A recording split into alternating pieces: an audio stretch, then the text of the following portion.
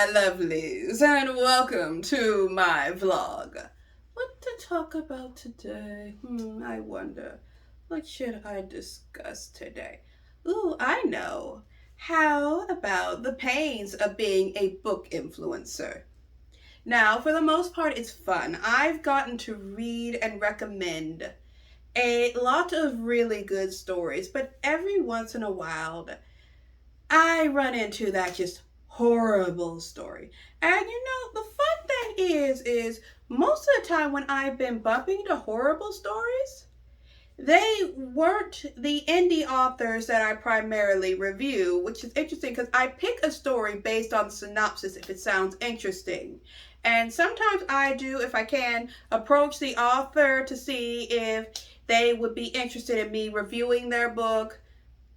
A lot of times I just purchased the book anyway because the synopsis sounded interesting, but the bulk of the books that have truly proven to be a burden for me to read are more mainstream books that were huge sellers. Now, it's not all of them. Obviously, it's not all the mainstream, traditionally published books that turned into huge sellers that irk me so bad, but every once in a while I get a book like that, and that's usually who it is. And when I read them, I don't understand how these books sold so much because they're just awful. I actually am reading one book that is more of a mainstream book, and it's just awful. And I've actually put a pause on reading that book because it was so bad, it just drained my energy. And I will say, if you wish to get in the book influencer game and do book reviews, if you are like me, occasionally dealing with a book that just drains your energy because it's just so bad, then I would say don't force yourself to read the whole thing all at once. Sometimes you have to put that particular story down and read a better story to re-uplift your mood.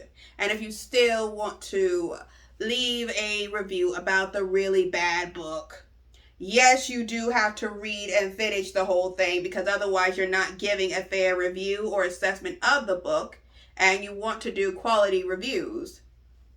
But if you pause that book, read a book that's better, helps uplift you and put you in a better mood, it does make getting through the bad book easier. Like there was one book that I read called 365 Days. I did not like that story. I actually ranted to my friend for about, I'd say, 3 weeks about it because it took me, I think, 3 months to read that book, and that is not a 3-month long book. And it drove me so crazy that I actually would look at some other books that I had on my reading docket to take a break from it because psychologically it was just tearing me up. It was also slowing down my reading because my brain was so irritated, and in the end it actually put me behind the schedule I have for the books I want to finish before the year was out. And having to pause and read a better book, and also I should have mentioned before, I also had to pause, and you may also want to pause and read nothing, watch some TV or play some video games or something just to get that book's negative energy out of your system so you can finish it. That is something else you may want to do. Now, if a book is so bad you don't think you can finish it at all, I understand, but make sure if you ever have to do that, it's a book that you have not promised an author you're going to review, because when you promise an author you're going to review their book and you don't like it, it is fair for you to let them know that you don't really like the story and ask them if they still want you to publish the review. But if you promise someone you're going to review their book, you should also still review their book because, to be honest, my lovelies, it doesn't really matter if you give a poor review of somebody's book or you leave a good review of somebody's book. Once you start talking about it, you put it more in the atmosphere. And if you say this book is the most horrible thing I ever read, somebody's going to be like, well, are you sure it's that bad? And read it anyway. Or even if you say the book is super good, they'll be like, okay, you're recommending this, I'll read it. But like I said, sometimes when the book is super bad, most of the time when the book is super bad, it really doesn't matter what you say.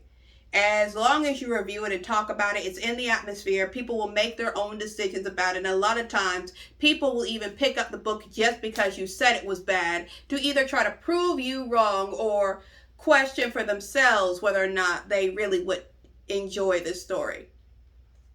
But for the most part, my lovelies, this little book influencer tip is, if you don't like the book, unless you promise someone you would review the book, you can drop it. But for the most part, just power through it. And if it becomes overwhelming, like I said, take a break, watch some TV, watch a movie, look at something that's not a book, or give yourself a little breather and read another book that you find to be better instead of completely abandoning it.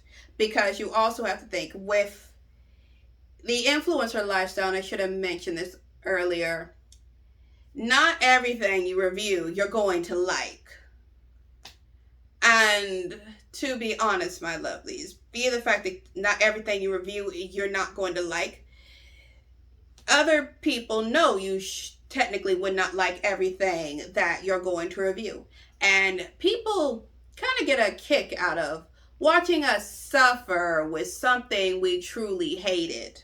A lot of videos, if you see someone crying about how much they hated someone's story, they tend to get a lot more attention than books people love. Like, I don't know why. I don't know if people just find it amusing seeing someone ranting about how a story caused them absolute suffering, but a lot of times when you're crying about how a book was super bad, you'll also get more attention, and that book will get more attention. I don't know why. People are just that way, I guess. Anyway, my lovelies, that's my little bit of advice if you have to read a really bad book for your influencer ambitions. I know it's a little all over the place. There are a lot of points I want to make, and I don't write a script for my vlog, so it can be a bit jumbled up. But I hope you enjoyed this vlog, and follow me as we get to dance into the amazing world of writing.